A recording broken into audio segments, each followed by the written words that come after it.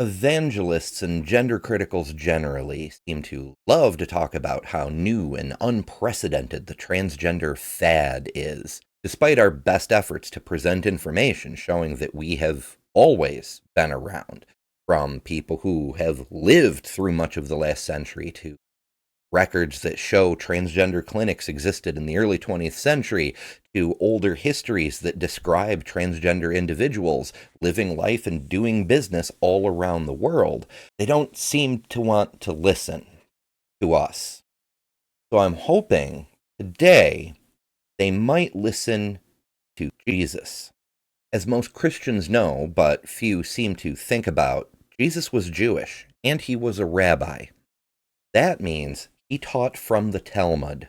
For those who might not be aware, the Talmud was, at the time, the oral tradition that went along with what Christians today call the Old Testament part of the Bible. It was an oral tradition of laws, practices, and interpretations of Scripture that went along with and carried the same authority as Scripture.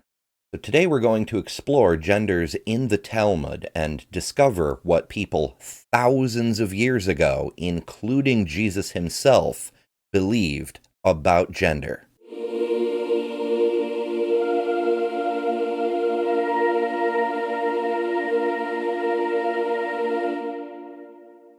Today we're going to be looking at an article by Rachel Scheinerman on the My Jewish Learning website. As you can see, we're going to dive right in, because indeed, Judaism, and therefore Jesus himself, recognized many non-binary genders for millennia. The article opens by pointing out that non-binary genders are not at all a modern concept, even in ancient Christianity and Judaism. The Talmud, as people who've seen the thumbnail for this video probably already know, contained 8 distinct genders. 8 of them. There was, of course, male and female, but also androgynos, who had both male and female characteristics.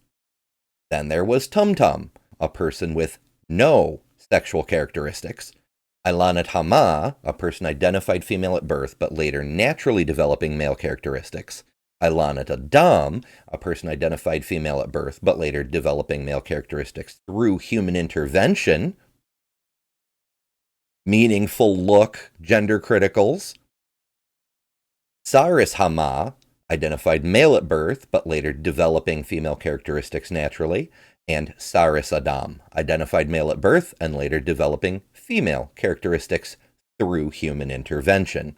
That's right, there were both natural and human-assisted transgender individuals in Jewish tradition, the same Jewish tradition that Jesus himself taught and believed was the truth, with a capital T.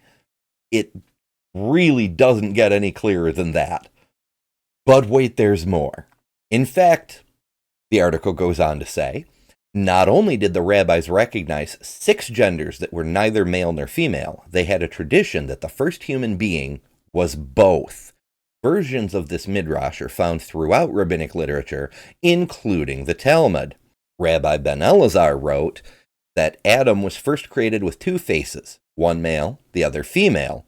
And it is stated from Psalms, "You have formed me behind and before, and laid your hand upon me." The interpretation there is that the 2 faces were facing away, both back and front. That was a single person. And there's some backing for this from the interpretations from Genesis. Remember, what you read in English is not the same as how it was originally written. What we read today as Genesis 1:27, male and female he created them, could be, and arguably should be, interpreted as a single individual with both male and female characteristics, an intersex person, a non-binary person. The first person, according to Genesis, it could be said was androgynous. So both Adam and Eve would effectively be trans people transitioning to male and female from that androgynous state. In versions of this teaching, Rabbi Yemera is not focusing on the first human's face, or rather faces, but on their organs. They have both. The Midrash imagines this original human looked something like a man and woman conjoined back to back, so that one side has a woman's face and organs, and the other side has a man's face and organs. Then, God split this original person in half, creating the first man and woman. As we know from the Bible, even the English version contains information that indicates God did a surgery and created a woman out of a man. Even King James cannot dispute this. From the very beginning, God not only endorsed transgender people, but created the very first one. You're stuck with that, no matter which version you read.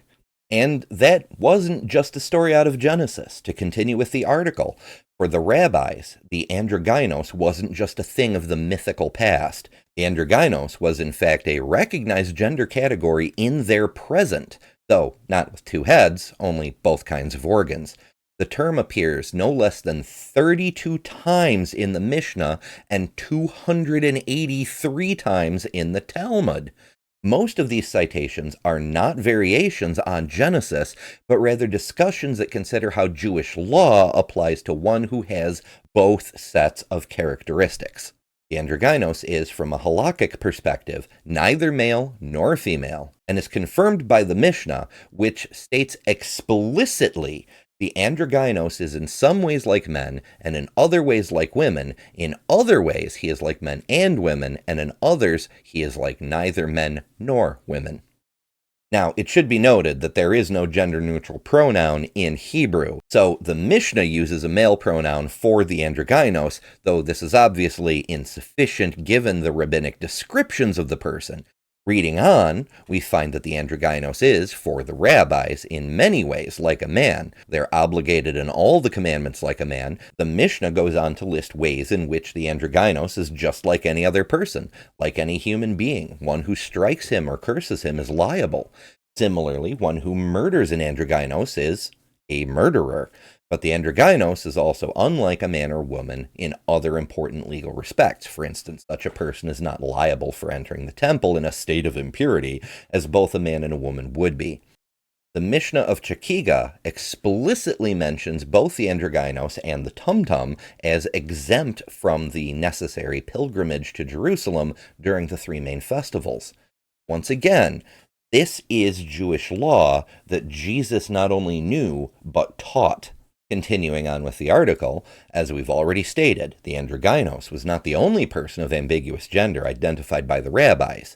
Similarly, the rabbis recognized one whose sexual characteristics are lacking or difficult to determine, called a tumtum. In the Mishnah from Bikurim that was cited earlier, Rabbi Yos, who said the androgynos was legally challenging for the sages, said the tumtum was much easier to figure out. The rabbis also recognize that some people's sexual characteristics can change with puberty, either naturally or through intervention. Less common than the androgynos and tumtum, but still found throughout the rabbinic texts, are the Ilanit, who is born with organs identified as female, but develops male characteristics at puberty, or no sex characteristics at all, and the Saris, who is born with male-identified organs and later develops features recognized as female, or no characteristics at all. These changes can happen naturally over time, or with human intervention. For the rabbis, what is most significant about the Ilanit and the Saris is that they are presumed infertile. The latter is sometimes translated as eunuch.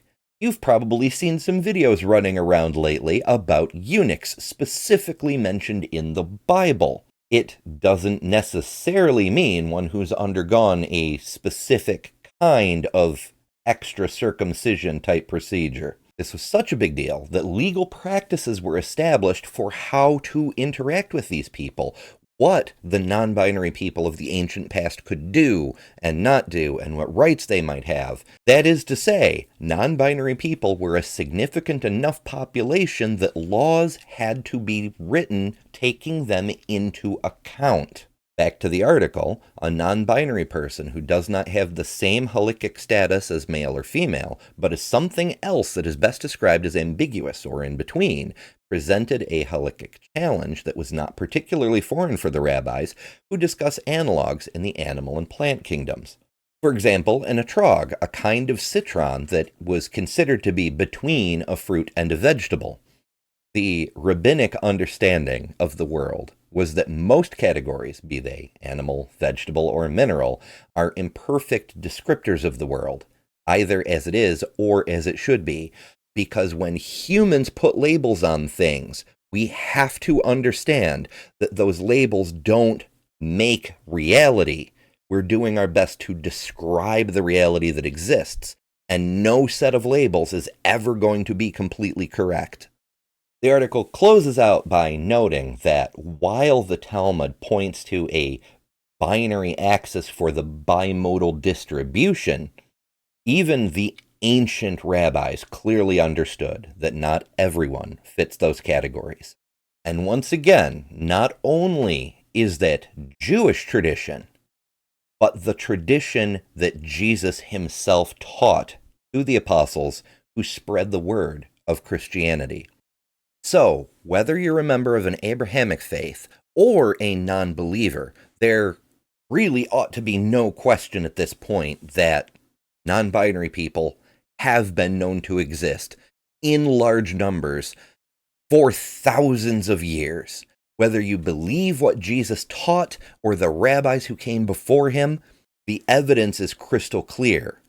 We have always existed. The real question you ought to be asking is why the political powers that be have suddenly taken issue with our existence now. Thank you all so much for watching. I hope you found this video useful. If you did, if you enjoyed it, if you learned anything, or you just want to see me do more cool stuff, do take a minute to hit that subscribe button. It helps the channel more than you might think, and I greatly appreciate it. And as always, remember, you don't have to pretend that a significant portion of the human race that has existed across all of history is sudden, new, and shocking and frightening, because you are better than religion.